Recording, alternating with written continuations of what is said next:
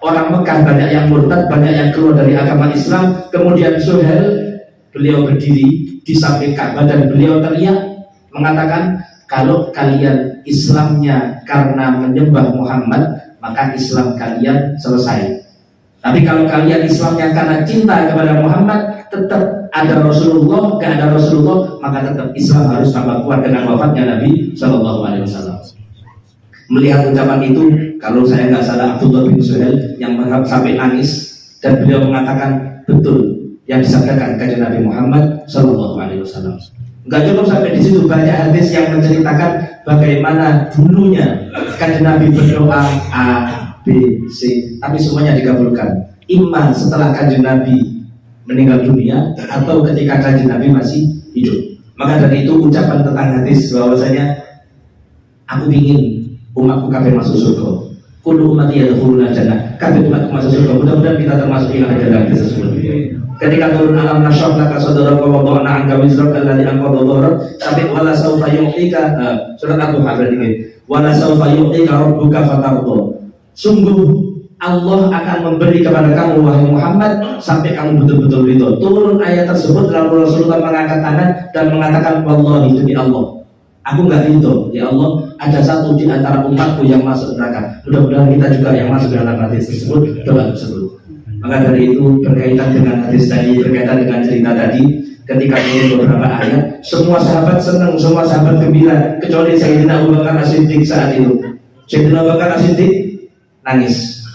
Kenapa? Karena beliau paham diutusnya Nabi Muhammad untuk menyempurnakan agama Islam. Apabila sudah selesai agama Islam ini dengan sempurna, berarti selesai pula kerasulan atau tugas daripada Nabi besar Muhammad Shallallahu Alaihi Wasallam. Betul. Bulan Safar akhir. Ada yang mengatakan awal Rabiul Awal. Rasulullah sakit keras dan saat itu Rasulullah sakitnya dimulai dari malam hari ketika Nabi Muhammad ziarah ke Baqi di makam para sahabat, di makam orang-orang yang ada di Rasulullah malam hari datang ke Baqi berziarah di situ. Setelah Rasulullah di situ berziarah kepada makam beberapa sahabat yang dimakamkan di situ, Rasulullah pulang ke rumahnya melihat Siti Aisyah saat itu juga sedang sakit. Kemudian Rasulullah mengatakan, Aisyah, kalau kamu sakit, aku lebih sakit daripada kamu. Betul, akhirnya ketika pagi harinya Kanjeng Nabi mengalami sakit yang berkepanjangan kurang lebih selama 13 hari sampai Kanjeng Nabi menghadap kepada Allah Subhanahu wa Ta'ala. Tapi di titik akhir ketika Kanjeng Nabi sudah sakit tanggal 12 Rabiul Awal, hari Senin atau mungkin sehari sebelumnya, saat itu Rasulullah sudah gak kuat lagi, bahkan Rasulullah dibopong dengan dua orang, Fadl bin Abbas dengan Sayyidina Ali bin Abi Thalib, untuk datang ke masjid melihat bagaimana sahabat saat itu. Karena Rasulullah tahu yang selama ini memimpin sholat Rasulullah, yang selama ini menemani sahabat Rasulullah. Andai kata Rasulullah gak keluar beberapa hari, pasti sahabat gelisah, sahabat tanya, ada apa dengan Nabi Muhammad? Nu'man atau Thauban, saya lupa, seorang sahabat yang dimana ketika itu ketok wajahnya pucat. 1 hari, 2 hari, wajahnya pucat. Ditangleti atau ditanya oleh sahabat, Nu'man, Thauban, sakit apa? Saya lihat wajahmu kok seperti ini.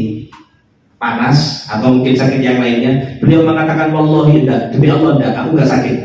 Tapi yang aku rasakan saat ini kok sampai sakit seperti ini karena aku sudah 3 hari tidak berjumpa dengan Nabi Muhammad Shallallahu Alaihi Wasallam. Kecintaan kepada Nabi Muhammad bisa sampai seperti itu.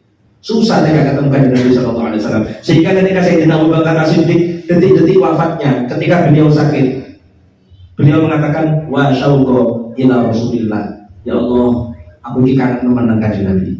Detik-detik wafatnya Sayyidina Abu Bakar Siddiq, sudah merasa, ya Allah, aku kangen dengan Nabi.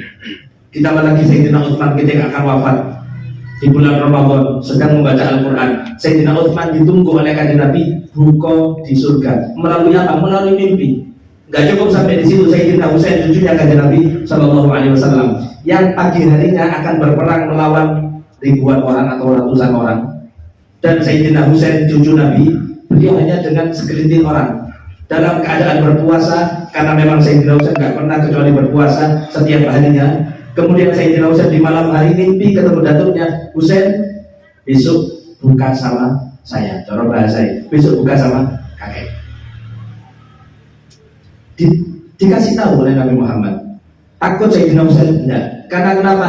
Al-maut, kematian itu adalah salah satu yang menghalangi orang solih untuk bertemu Allah, untuk bertemu Rasulullah. Sehingga setiap orang solih pasti ketika meninggal mereka senang. Man ahabba liqa Allah, ahabballahu liqa'ah. Barang siapa yang cinta bertemu dengan Allah, maka Allah pun akan cinta bertemu dengan dia. Mudah-mudahan kita bisa sampai ke derajat seperti itu. Ini sahabat tadi, ketika Rasulullah sudah sakit, kemudian Rasulullah mengatakan, Abu Bakar suruh jadi imam. Abu Bakar suruh jadi imam. Kemudian Sayyidah Aisyah berkata kepada Nabi Muhammad, kata Nabi, Abu Bakar ini orangnya halus, Abu Bakar ini orangnya lembut, Abu Bakar ini orangnya gak kuatan, nangisan, tersentuh kalau baca Al-Quran pasti nangis. Gimana engkau menyuruh beliau untuk jadi imam? Kemudian kata Nabi mengatakan, wallahi, gak ada orang yang suka seandainya Abu Bakar menjadi imam. Karena kenapa? Mereka melihat kelemahan pada diri Abu Bakar.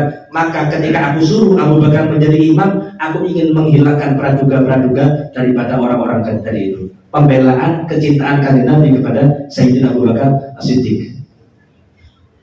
Bahkan Sayyidina Umar ketika ditanya, Umar, apa yang kamu gak bisa menyamai daripada amalnya Abu Bakar As-Siddiq? Kemudian Sayyidina Umar mengatakan, 3 hari yang dialami Sayyidina Abu Bakar itu tidak akan bisa Umar menandingi ibadah seumur hidup. Apa yang dimaksud 3 hari itu? 3 hari kebersamaan Sayyidina Abu Bakar bersama Nabi Muhammad ketika berada di Gua Thur, bersembunyi bersama Nabi SAW. Pengorbanan.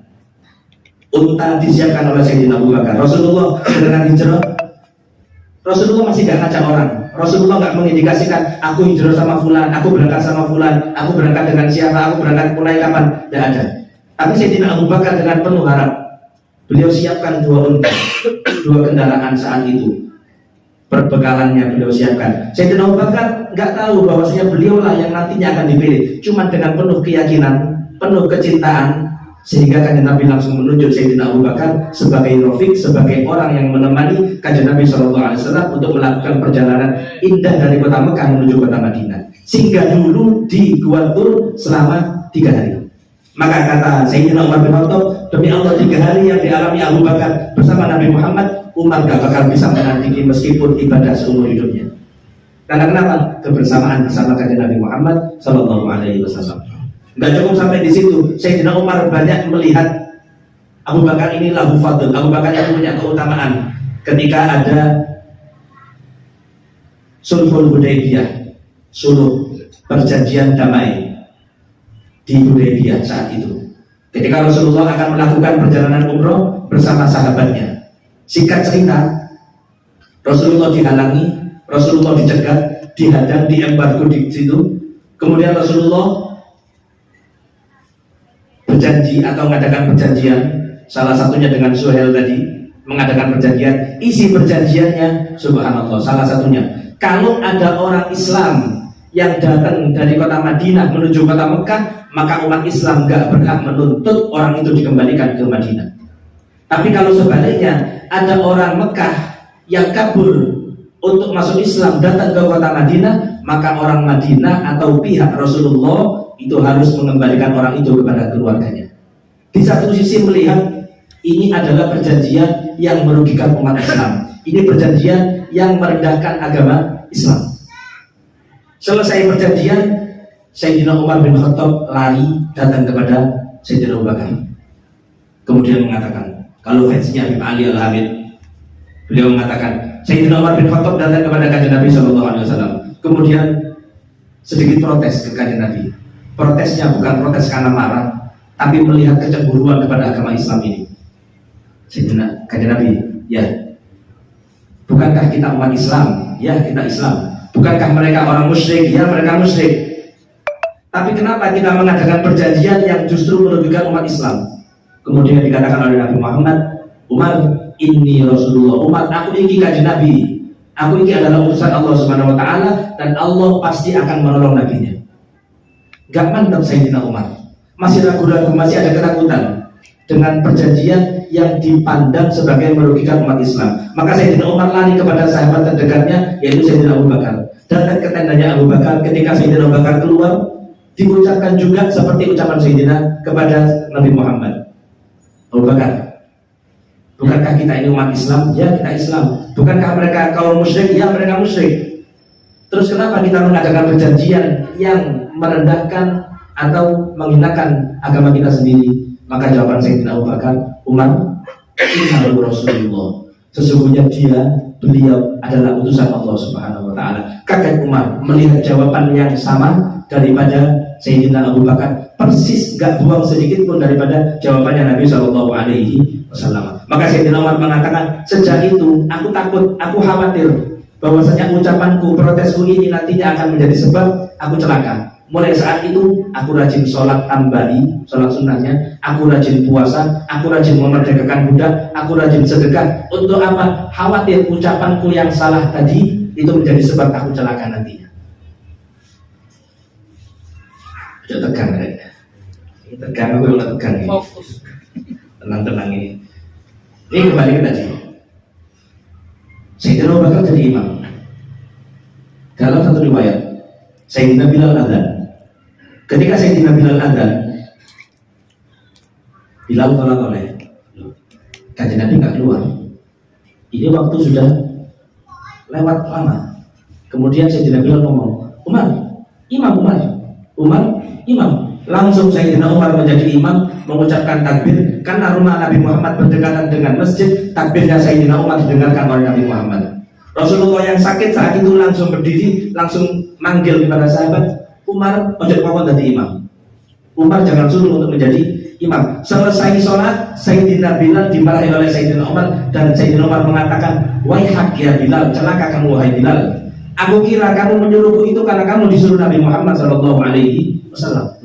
Tahu Sayyidina Umar bahwasanya orang yang dikehendaki untuk menjadi penggantinya, untuk menjadi penerusnya adalah Sayyidina Abu Bakar Siddiq radhiyallahu taala anhu. Dan di pada saatnya ketika Rasulullah sudah detik-detik sakit di pangkuan Siti Aisyah.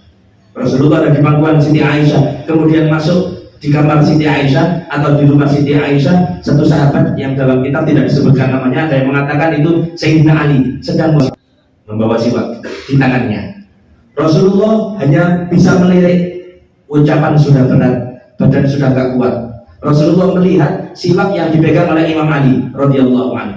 Kemudian dengan kecerdasan yang dimiliki oleh Siti Aisyah, dipanggillah Sayyidina Ali. Wahai Imam Ali, saya minta siwak jenengan, saya minta siwak Anda. Kemudian diberikan siwaknya Sayyidina Ali.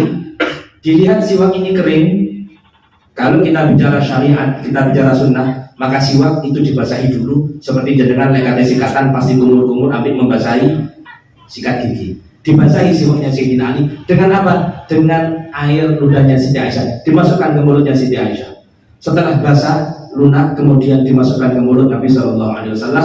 Sehingga dalam sejarah dikatakan istri yang di antara istri yang bangga dengan Nabi Muhammad daripada istri-istri yang lain adalah Siti Aisyah. Karena kenapa? Akhir hayatnya Nabi Muhammad, air liurnya itu bercampur dengan air liurnya Nabi Shallallahu Alaihi Wasallam.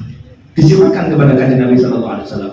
Kemudian Rasulullah saat itu langsung beliau meninggal dunia. Tapi sebelum meninggal dunia beliau mengatakan Ar-Rafiq Al-A'la, Ar-Rafiq Al-A'la, Ar-Rafiq Al-A'la. Rafiq Al-A'la artinya surga. Ya Allah, aku milih surga. Ya Allah, aku milih surga. Datang malaikat, 3 malaikat yang datang, malaikat Jibril, malaikat Israfil, dan malaikat Israil, yang datang untuk mencabut ruhnya Nabi Shallallahu Alaihi Wasallam saat itu. Meninggal tepat pagi di hari Senin, dan saat itu langsung para sahabat saat itu menunggu di depan rumahnya kanjeng Nabi Shallallahu Alaihi Wasallam.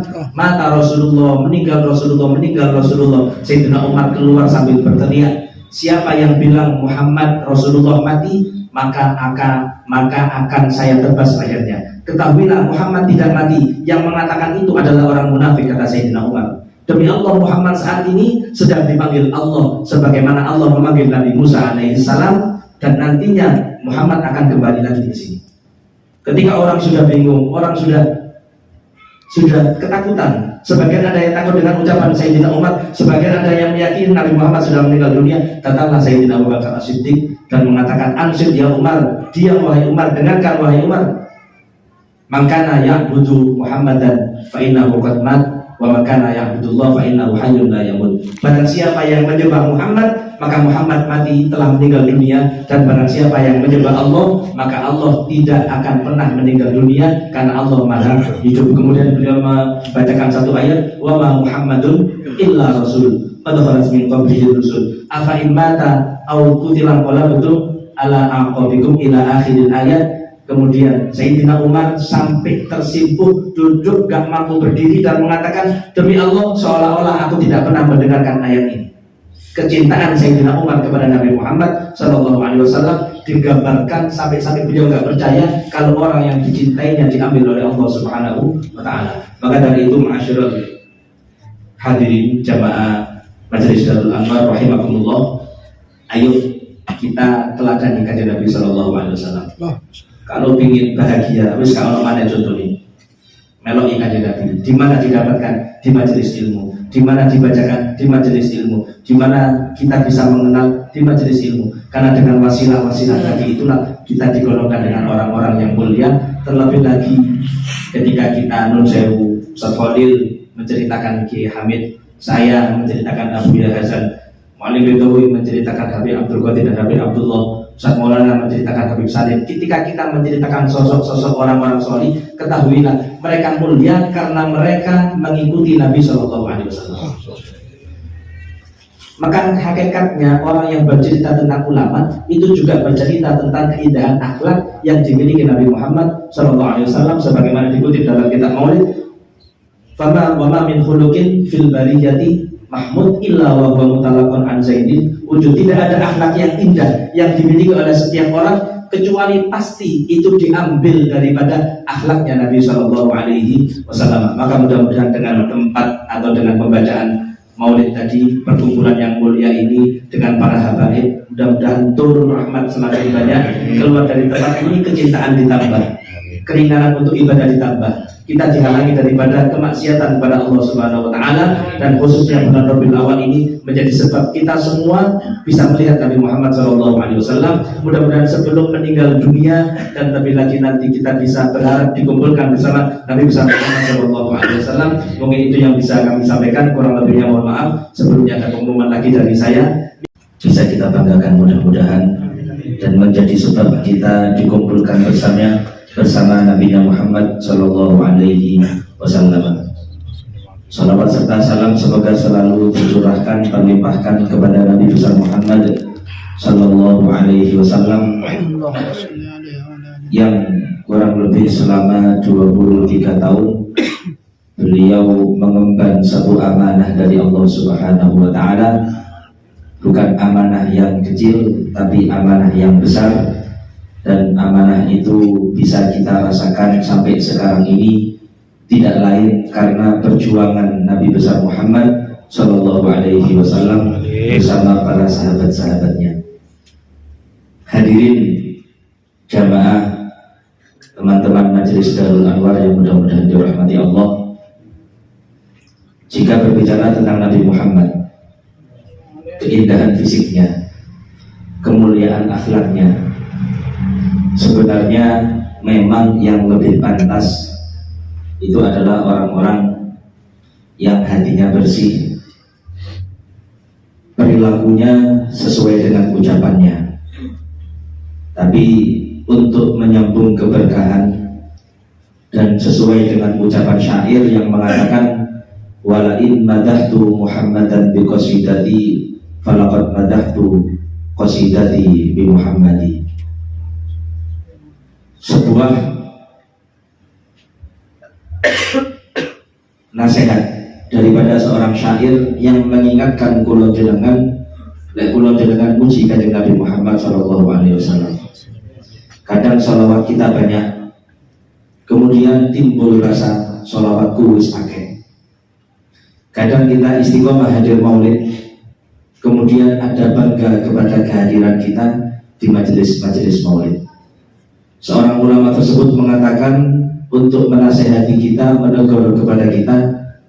Walain madahtu Muhammadan bi qasidati, ketika aku memuji Nabi Muhammad dengan sebuah pujian, aku bikin sebuah syair untuk memuji Nabi Muhammad, hakikatnya adalah walaqad madahtu qasidati bi Muhammadi. Nabi Muhammad bukan saya puji, tapi hakikatnya adalah syairan tersebut, puisi tersebut, karya tersebut saya puji dengan sebutan nama Muhammad sallallahu alaihi wasallam. Saat teman nih sebenarnya kulo jangan hadir hari ini, siapa yang gak maksiat kepada Allah Subhanahu wa Ta'ala, mulai isu sampai sakurungi hadir, siapa yang gak maksiat kepada Allah Subhanahu wa Ta'ala? Ada mungkin cuma sedikit di antara kita atau di antara siapapun, tapi dengan maksiat yang begitu banyak, diakui gak diakui kita pasti ada maksiat.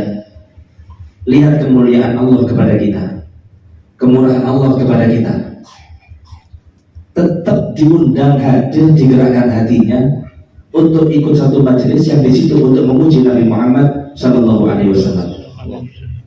Cara bahasa ya Allah, sing muji orang-orang berdosa.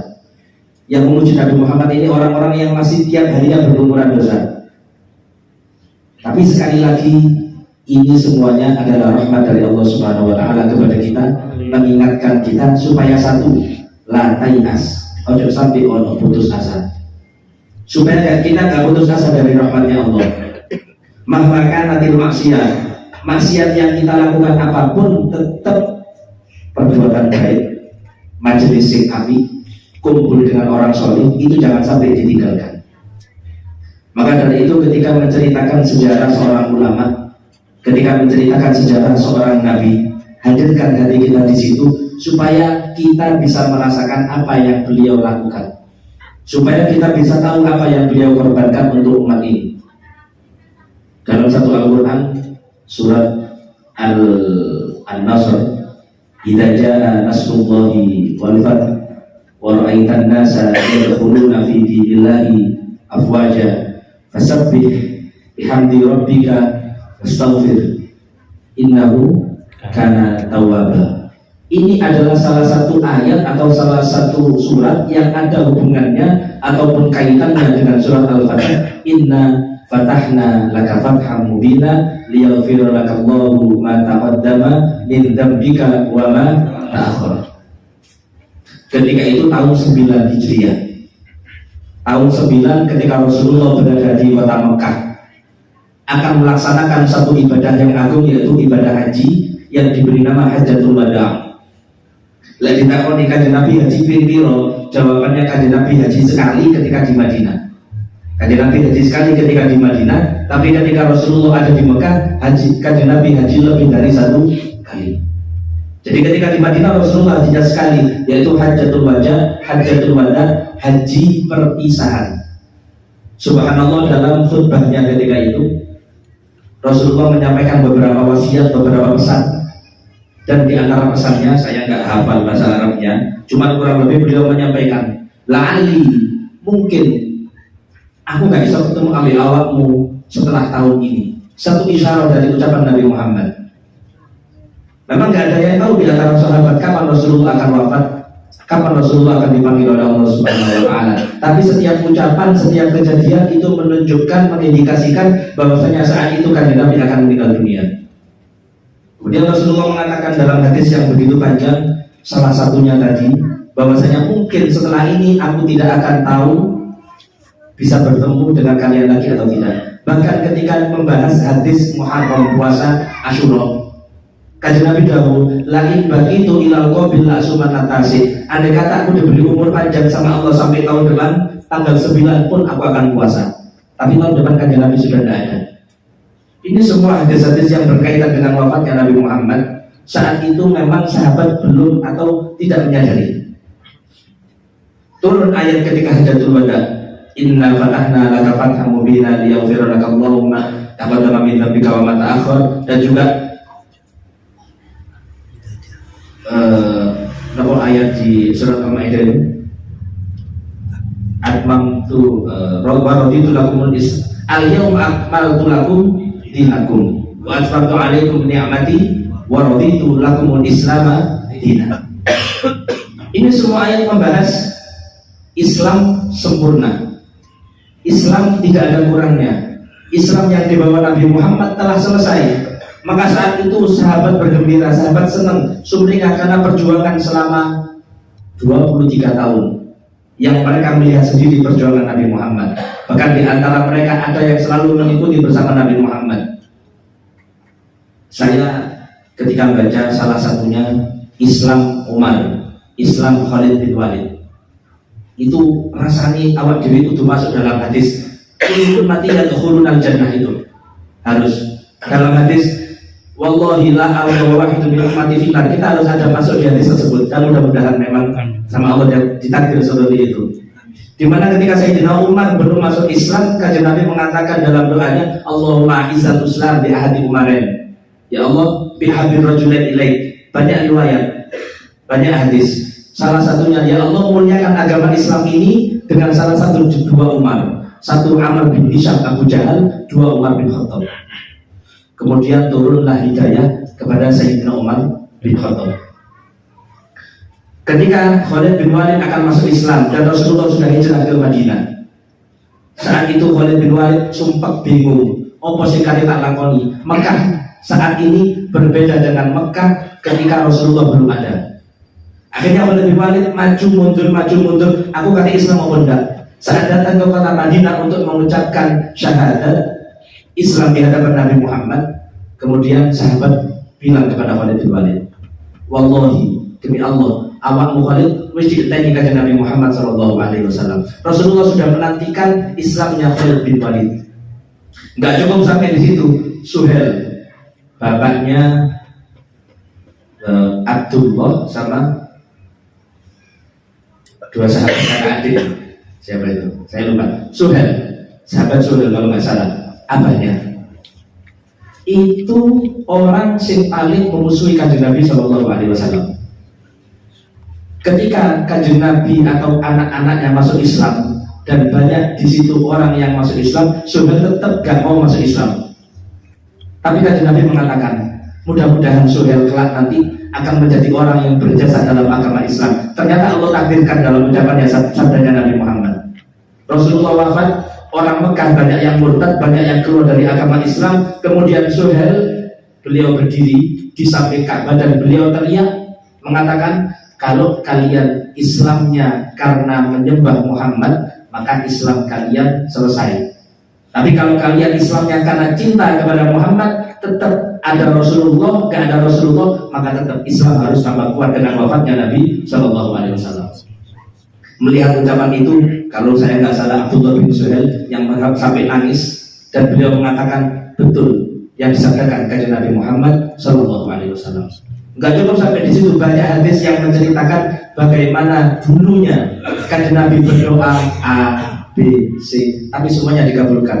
Iman setelah kanjeng Nabi meninggal dunia atau ketika kanjeng Nabi masih hidup. Maka dari itu ucapan tentang hadis bahwasanya aku ingin umatku kabeh masuk surga. Kullu ummati yadkhuluna jannah. Kabeh umatku masuk surga. Mudah-mudahan kita termasuk yang ada dalam hadis tersebut. Ketika turun alam nashrah laka sadraka wa wada'na 'anka wizraka alladhi anqadha dhahrak, sampai wala saufa yu'tika, surat Ad-Duha berarti. Wala saufa yu'tika rabbuka fatarda. Sungguh Allah akan memberi kepada kamu wahai Muhammad sampai kamu betul-betul ridho. Turun ayat tersebut lalu Rasulullah mengangkat tangan dan mengatakan, wallahi demi Allah, aku nggak ridho, ya Allah, ada satu di antara umatku yang masuk neraka. Mudah-mudahan kita juga yang masuk dalam hadis tersebut, doa tersebut. Maka dari itu berkaitan dengan hadis tadi, berkaitan dengan cerita tadi, ketika turun beberapa ayat, semua sahabat senang, semua sahabat gembira, kecuali Sayyidina Abu Bakar As-Siddiq saat itu. Sayyidina Abu Bakar As-Siddiq nangis. Kenapa? Karena beliau paham diutusnya Nabi Muhammad untuk menyempurnakan agama Islam. Apabila sudah selesai agama Islam ini dengan sempurna, berarti selesai pula kerasulan atau tugas daripada Nabi besar Muhammad SAW. Betul. Bulan Safar akhir. Ada yang mengatakan awal Rabiul Awal. Rasulullah sakit keras Dan saat itu Rasulullah sakitnya dimulai dari malam hari ketika Nabi Muhammad ziarah ke Baqi di makam para sahabat, di makam orang-orang yang ada di Madinah. Rasulullah malam hari datang ke Baqi berziarah di situ. Setelah Rasulullah di situ berziarah kepada makam beberapa sahabat yang dimakamkan di situ, Rasulullah pulang ke rumahnya melihat Siti Aisyah saat itu juga sedang sakit. Kemudian Rasulullah mengatakan, Aisyah, kalau kamu sakit, aku lebih sakit daripada kamu. Betul, akhirnya ketika pagi harinya Kanjeng Nabi mengalami sakit yang berkepanjangan kurang lebih selama 13 hari sampai Kanjeng Nabi menghadap kepada Allah Subhanahu wa Ta'ala. Tapi di titik akhir ketika Kanjeng Nabi sudah sakit tanggal 12 Rabiul Awal, hari Senin atau mungkin sehari sebelumnya, saat itu Rasulullah sudah tidak kuat lagi. Bahkan Rasulullah dibopong dengan dua orang, Fadl bin Abbas dengan Sayyidina Ali bin Abi Thalib, untuk datang ke masjid melihat bagaimana sahabat saat itu. Karena Rasulullah tahu yang selama ini memimpin sholat Rasulullah, yang selama ini menemani sahabat Rasulullah. Andai kata Rasulullah gak keluar beberapa hari, pasti sahabat gelisah, sahabat tanya, ada apa dengan Nabi Muhammad? Nu'man atau Thauban, saya lupa, seorang sahabat yang dimana ketika itu ketok wajahnya pucat. 1 hari, 2 hari, wajahnya pucat. Ditangleti atau ditanya oleh sahabat, Nu'man, Thauban, sakit apa? Saya lihat wajahmu kok seperti ini, panas atau mungkin sakit yang lainnya. Beliau mengatakan, wallahi enggak, demi Allah enggak, aku enggak sakit. Tapi yang aku rasakan saat ini kok sampai sakit seperti ini karena aku sudah 3 hari tidak berjumpa dengan Nabi Muhammad SAW. Kecintaan kepada Nabi Muhammad bisa sampai seperti itu. Susah mereka ketemu dengan Nabi SAW. Sehingga ketika Sayyidina Abu Bakar As-Siddiq detik-detik wafatnya, ketika beliau sakit, beliau mengatakan, wa syauqa ila Rasulillah, ya Allah, aku ini kangen memenangkan Nabi. Detik-detik wafatnya Sayyidina Abu Bakar Siddiq, sudah merasa, ya Allah, aku kangen kajian Nabi. Ditambah lagi Sayyidina Utsman ketika akan wafat di bulan Ramadan sedang membaca Al-Quran. Sayyidina Utsman ditunggu oleh kajian Nabi buka di surga. Melalui apa? Melalui mimpi. Gak cukup sampai di situ, Sayyidina Husain cucunya kajian Nabi SAW yang pagi harinya akan berperang melawan ribuan orang atau ratusan orang. Dan Sayyidina Husain cucu Nabi, beliau hanya dengan segelintir orang dalam keadaan berpuasa, karena memang Sayyidina Husain tidak pernah kecuali berpuasa setiap harinya. Kemudian Sayyidina Husain di malam hari mimpi ketemu datuknya, Husain, besok buka sama saya, cara bahasa saya, besok buka sama kakek. Dikasih tahu oleh Nabi Muhammad.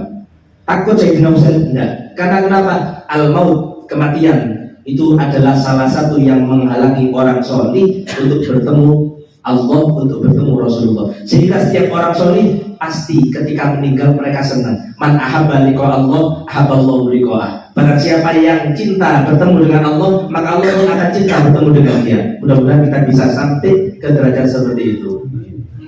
Ini sahabat tadi, ketika Rasulullah sudah sakit, kemudian Rasulullah mengatakan, Abu Bakar suruh jadi imam. Abu Bakar suruh jadi imam.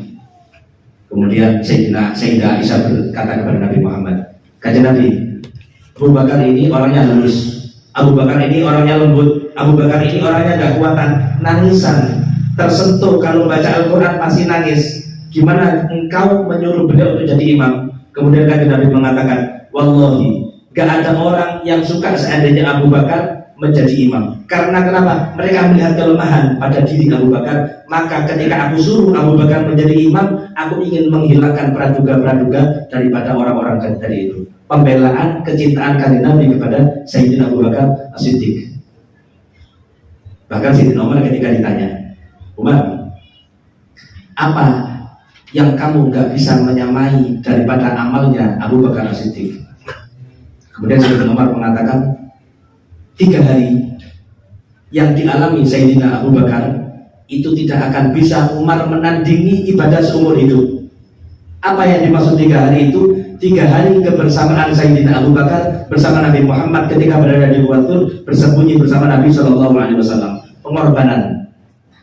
Unta disiapkan oleh Sayyidina Abu Bakar. Rasulullah dengan hijrah, Rasulullah masih gak ngajak orang. Rasulullah nggak mengindikasikan aku hijrah sama fulan, aku berangkat sama fulan, aku berangkat dengan siapa, aku berangkat mulai kapan, tidak ada. Tapi Sayyidina Abu Bakar dengan penuh harap, beliau siapkan 2 unta, 2 kendaraan saat itu, perbekalannya beliau siapkan. Sayyidina Abu Bakar nggak tahu bahwasanya beliaulah yang nantinya akan dipilih, cuma dengan penuh keyakinan, penuh kecintaan, sehingga Kanjeng Nabi langsung menunjuk Sayyidina Abu Bakar sebagai rafiq, sebagai orang yang menemani Kanjeng Nabi SAW untuk melakukan perjalanan indah dari kota Mekah menuju kota Madinah. Singgah dulu di Gua Tur selama 3 hari. Maka kata Sayyidina Umar bin Khattab, demi Allah 3 hari yang dialami Abu Bakar bersama Nabi Muhammad, Umar gak bakal bisa menandingi meskipun ibadah seumur hidupnya. Karena kenapa? Kebersamaan bersama Kanjeng Nabi Muhammad SAW. Gak cukup sampai di situ, Sayyidina Umar banyak melihat Abu Bakar ini lahu fadl, Abu Bakar yang punya keutamaan. Ketika ada Sulhul Hudaybiyah, suluh perjanjian damai di Hudaybiyah saat itu, ketika Rasulullah akan melakukan perjalanan umroh bersama sahabatnya. Singkat cerita, Rasulullah dihalangi, Rasulullah dicegat, dihadang, diembargo di situ. Kemudian Rasulullah berjanji atau mengadakan perjanjian, salah satunya dengan Suhail tadi, mengadakan perjanjian. Isi perjanjiannya, subhanallah, salah satunya, kalau ada orang Islam yang datang dari kota Madinah menuju kota Mekah, maka umat Islam gak berhak menuntut orang itu dikembalikan ke Madinah. Tapi kalau sebaliknya, ada orang Mekah yang kabur untuk masuk Islam datang ke kota Madinah, maka orang Madinah atau pihak Rasulullah itu harus mengembalikan orang itu kepada keluarganya. Di satu sisi melihat ini adalah perjanjian yang merugikan umat Islam, ini perjanjian yang merendahkan agama Islam. Selesai perjanjian, Sayyidina Umar bin Khattab lari datang kepada Sayyidina Abu Bakar, kemudian mengatakan, kalau fansnya Habib Ali Al-Hamid, beliau mengatakan, Sayyidina Umar bin Khattab datang kepada Kanjeng Nabi SAW, kemudian sedikit protes ke Kanjeng Nabi. Protesnya bukan protes karena marah, tapi melihat kecemburuan kepada agama Islam ini. Sayyidina Kanjeng Nabi, ya, bukankah kita umat Islam? Ya, kita Islam. Bukankah mereka orang musyrik? Ya, mereka musyrik. Tapi kenapa kita mengadakan perjanjian yang justru merugikan umat Islam? Kemudian dikatakan oleh Nabi Muhammad, Umar, ini Rasulullah. Umar, aku ini Kanjeng Nabi. Aku ini adalah utusan Allah Subhanahu Wa Taala, dan Allah pasti akan menolong nabinya. Gak mantap Sayyidina Umar, masih ragu-ragu, masih ada ketakutan dengan perjanjian yang dipandang sebagai merugikan umat Islam. Maka Sayyidina Umar lari kepada sahabat terdekatnya, yaitu Sayyidina Abu Bakar. Datang ke tendanya Abu Bakar. Ketika Sayyidina Abu Bakar keluar, diucapkan juga seperti ucapan Sayyidina kepada Nabi Muhammad. Abu Bakar, bukankah kita ini umat Islam? Ya, kita Islam. Bukankah mereka kaum musyrik? Ya, mereka musyrik.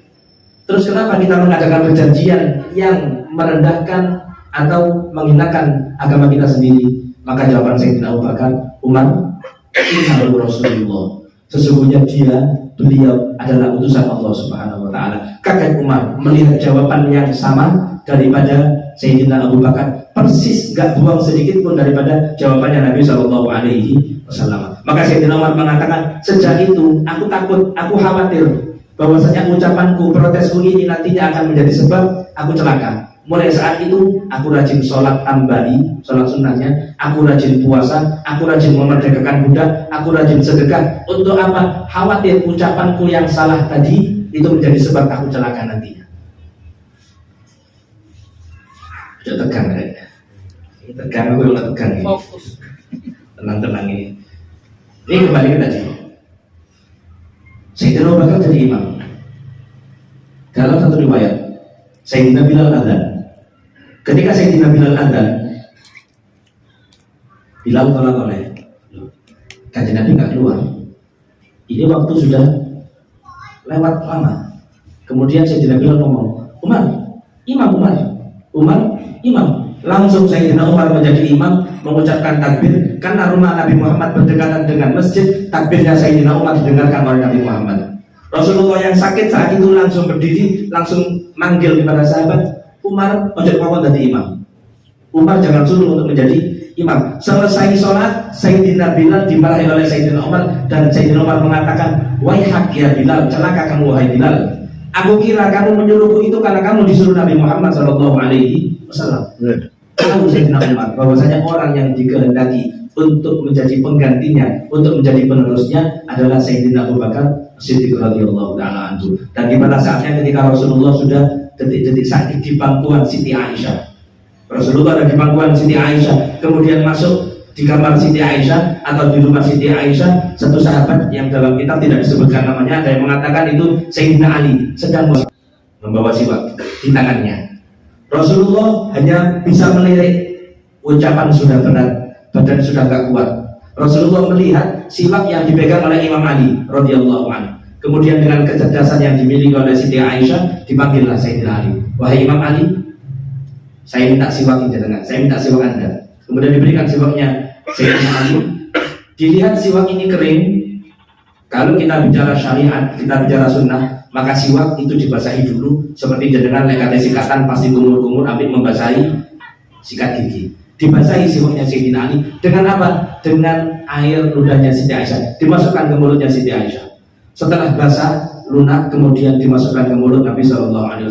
Sehingga dalam sejarah dikatakan istri yang diantara istri yang bangga dengan Nabi Muhammad daripada istri-istri yang lain adalah Siti Aisyah. Karena kenapa? Akhir hayatnya Nabi Muhammad, air liurnya itu bercampur dengan air liurnya Nabi SAW.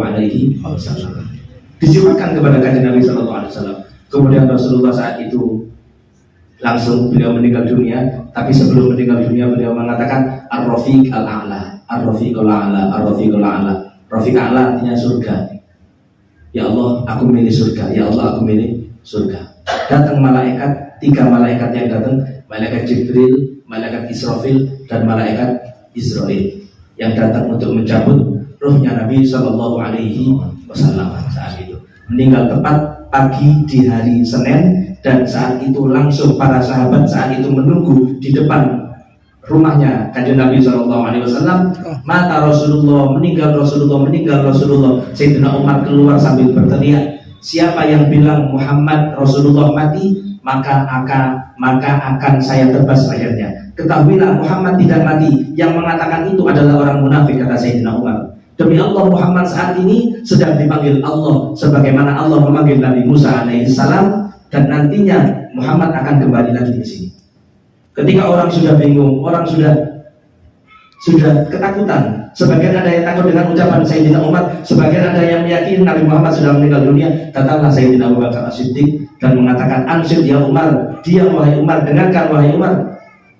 Mangkana ya'budu Muhammadan fa innahu qad mat, wa mangkana ya'budullah fa innahu hayyun la yamut. Barang siapa yang menyembah Muhammad, maka Muhammad mati, telah meninggal dunia. Dan barang siapa yang menyembah Allah, maka Allah tidak akan pernah meninggal dunia, karena Allah maha hidup. Kemudian beliau membacakan satu ayat, wa ma Muhammadun illa rasul qad khalat min qablihi rusul afa in mata aw qutila qalabtum ala aqabikum ila akhiril ayat. Kemudian Sayyidina Umar sampai tersimpuk, duduk gak mampu berdiri, dan mengatakan, demi Allah, seolah-olah aku tidak pernah mendengarkan ayat ini. Kecintaan Sayyidina Umar kepada Nabi Muhammad SAW digambarkan sampai beliau gak percaya kalau orang yang dicintainya diambil oleh Allah Subhanahu wa Ta'ala. Maka dari itu, ma'asyiral hadirin jamaah Majelis Darul Anwar rahimakumullah, ayo kita teladani kanjeng Nabi SAW. Kalau ingin bahagia, wis kalau mana contoh ini, melok kanjeng Nabi. Di mana didapatkan? Di majelis ilmu. Di mana dibacakan? Di majelis ilmu. Di mana kita bisa mengenal? Di majelis ilmu. Karena dengan wasilah-wasilah tadi itulah kita digolongkan dengan orang-orang yang mulia. Terlebih lagi ketika kita nun sewu Ustaz Fadil menceritakan Ki Hamid, saya menceritakan Abu Hasan, Mu'alim Betawi menceritakan Habib Abdul Qadir dan Habib Abdullah, Ustaz Maulana menceritakan Habib Salim. Ketika kita menceritakan sosok-sosok orang-orang solih, ketahuilah mereka mulia karena mereka mengikuti Nabi SAW. Maka hakikatnya orang yang bercerita tentang ulama itu juga bercerita tentang keindahan akhlak yang dimiliki Nabi Muhammad SAW, sebagaimana dikutip dalam kitab Maulid, fama wama min khuluqin fil bariyati mahmud illa wa huwa mutalaqan an zaidin. Wujud tidak ada akhlak yang indah yang dimiliki oleh setiap orang kecuali pasti itu diambil daripada akhlaknya Nabi Shallallahu Alaihi Wasallam. Maka mudah-mudahan dengan tempat atau dengan pembacaan Maulid tadi, perkumpulan yang mulia ini dengan para habaib, mudah-mudahan turun rahmat semakin banyak keluar dari tempat ini, kecintaan ditambah, keringanan untuk ibadah ditambah, kita dihalangi daripada kemaksiatan kepada Allah Subhanahu wa taala, dan khususnya bulan Rabiul Awal ini menjadi sebab kita semua bisa melihat Nabi Muhammad SAW. Mudah-mudahan sebelum meninggal dunia dan lebih lagi nanti kita bisa berharap dikumpulkan bersama Nabi besar Muhammad SAW. Mungkin itu yang bisa kami sampaikan, kurang lebihnya mohon maaf. Sebelumnya ada pengumuman lagi dari saya, bisa kita banggakan mudah-mudahan dan menjadi sebab kita dikumpulkan bersama Nabi Muhammad Sallallahu Alaihi Wasallam. Salawat serta salam semoga selalu dicurahkan, terlimpahkan kepada Nabi besar Muhammad Sallallahu Alaihi Wasallam yang kurang lebih selama 23 tahun beliau mengemban satu amanah dari Allah Subhanahu Wa Taala, bukan amanah yang kecil tapi amanah yang besar. Dan amanah itu bisa kita rasakan sampai sekarang ini tidak lain karena perjuangan Nabi besar Muhammad Sallallahu Alaihi Wasallam bersama para sahabat-sahabatnya. Hadirin jamaah, teman-teman Majelis Darul Anwar yang mudah-mudahan dirahmati Allah.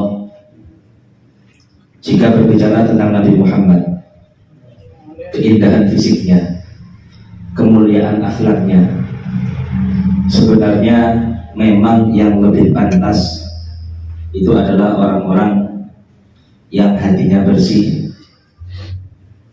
perilakunya sesuai dengan ucapannya.